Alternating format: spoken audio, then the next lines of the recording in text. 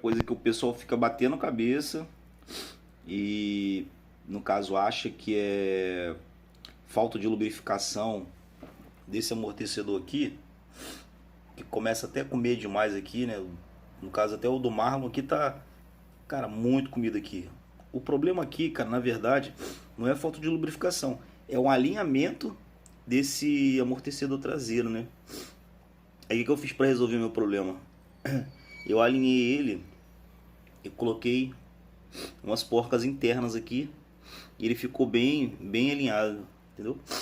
Eu coloquei uma porca aqui, uma porca do outro lado também. Aí ele ficou bem alinhadinho, aí resolveu o meu problema. Mas foi isso, não é botar de cabeça para baixo e ficar jogando qualquer tipo de lubrificação aí que vai resolver. Vai resolver assim por um dia, né? Vai parar de fazer o barulho, daqui a pouco volta tudo de novo. Que tá